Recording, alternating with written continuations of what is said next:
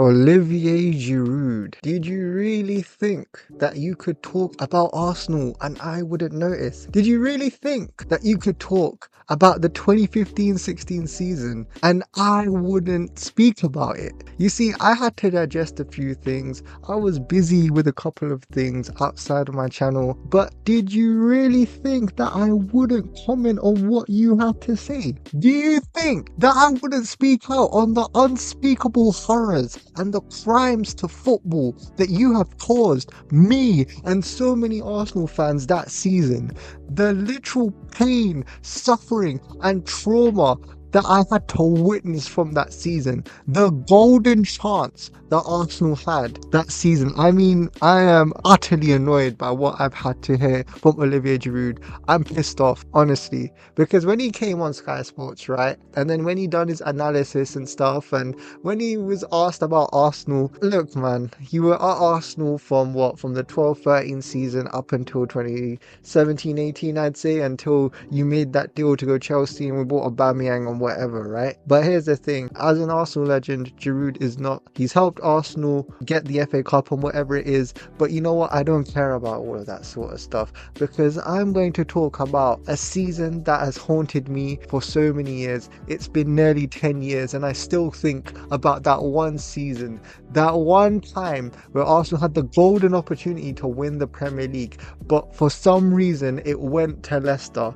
And you could call it fate, you could call it destiny, you could call it divine intervention, you can call it whatever the hell you want, but that was Arsenal's time to go out and win the title. And this guy had the audacity, this guy had the nerve, the shame to come out and say, you know what, we collapsed towards the second half of the season. I'm sorry, brother. Who's we? Because I'm not sure if we, especially for 2016, the only vocabulary that you should use isn't we. It was I. I collapsed at the end of that season, towards the second half of that season, when you went 15 to 16 games without a damn goal. And this is the thing, right? Arsenal fans at that time were so delusional.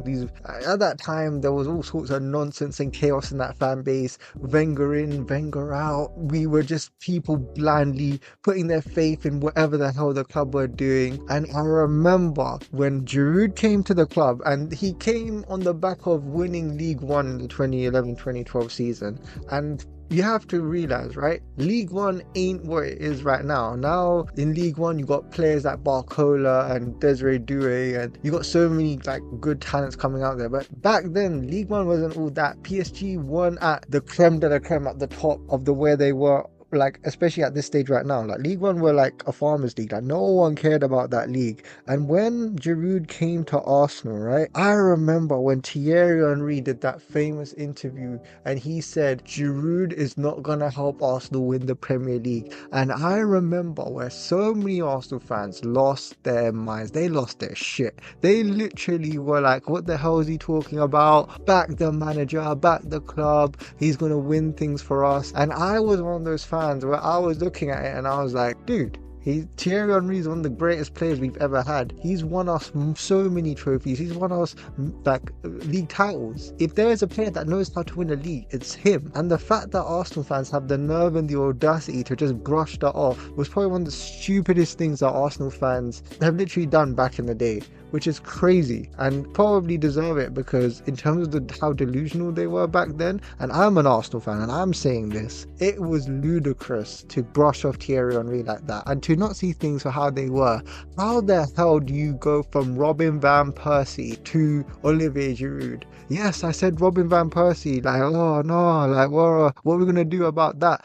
He, as a striker for Arsenal Football Club, he was elite. Yes, he moved to Man United and that's an entirely different story in itself, but in terms of the quality of striker, we knew what Arsenal needed to win. And how the hell could we think that Olivier Giroud was even going to get anywhere near like 50% of that? He was nowhere close. And I remember that season when Ozil was on 15-16 assists, right? And we had about 18 to 20 games to go. We thought this brother was going to smash Thierry Henry's assist record of 20 assists. But no, all because this guy had the, what do you call it, the form of the devil, like the form, like the worst form you could possibly think of. Not even Lord Bentner could cause that much form loss in a lifetime. And for him to go on that form and cost us that season, it was utterly disgraceful. Call yourself a target man, call yourself a striker that doesn't score goals. This was a guy that was meant to score goals, and I still remember that game against Monaco where he missed like 10 chances in front of goal. This guy was called a lamppost, a donkey, so many adjectives from Arsenal supporters, and this guy ultimately as a striker was not rated like that. When Aubameyang came to Arsenal, that's when we actually saw a goddamn striker come back to a club, especially since Robin van Persie. And my god, I don't know why Wenger took as long as he did. That was huge stupidity on his part, something that he should have known long ago. But just because of that, with Olivier Giroud and his analysis on Sky Sports, brother, have some shame. At least call it out for what it is. The form that you were on, the utter shit that we had to see you play week in, week out from January 2016 to April 2016, in the space of 4 months where you weren't able to score a goddamn goal in the league, was a big reason why in that season and the seasons following on where Arsenal went to shit. After that season, so many players lost morale. Ozil didn't give a shit. Sanchez wanted to leave the club. Other players were just mucking around and joking around, and we had to basically start all over again and wipe the slate clean and make a new team. And when we did make a new team, literally Wenger had to go and Emery, and we all know what happened there, and the banter just kept going on and on and on.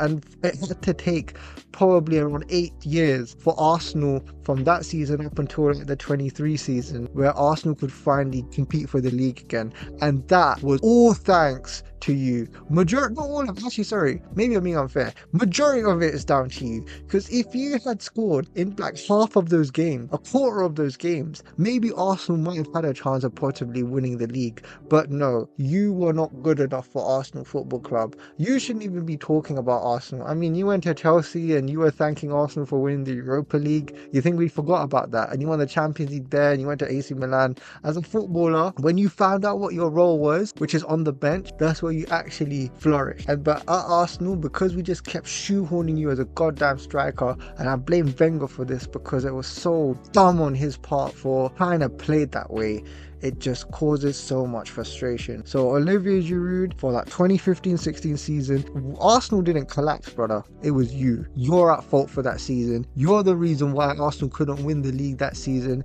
and you should have taken some more accountability for that, because you've had seasons prior where you had time to develop and grow as a player, and when the crunch time came, when that golden opportunity came for Arsenal to finally win the Premier League, you couldn't take it. And because of that, that's indirectly caused Arsenal so much damage further on down the line. So much just like disappointment and stress, and just that the trauma of that season pisses me off so much. And that's why with Olivier Giroud, especially with those comments he tried to make on Sky Sports, you think we wouldn't catch that? We did, brother, and we don't forgive that at all, especially what you did that season. That was so bad. And I remember in the 2016-17 season you did like that scorpion kick or whatever, but here's the thing, right? The minute you miss a golden opportunity, it doesn't matter what you do after that. You have a set time as a footballer for a club, especially now with Arsenal, with where we are right now. This is the set time this season where we need to go out and win something, and I hope we do. But I just wanted to talk about this Olivier Giroud situation because it's a good thing to get a little blast from the past and to remind people exactly what this guy has done, why people called him a lamppost and everything else. But yeah, that's it for now. That's my run over. Anyhow, please like and subscribe. Yeah.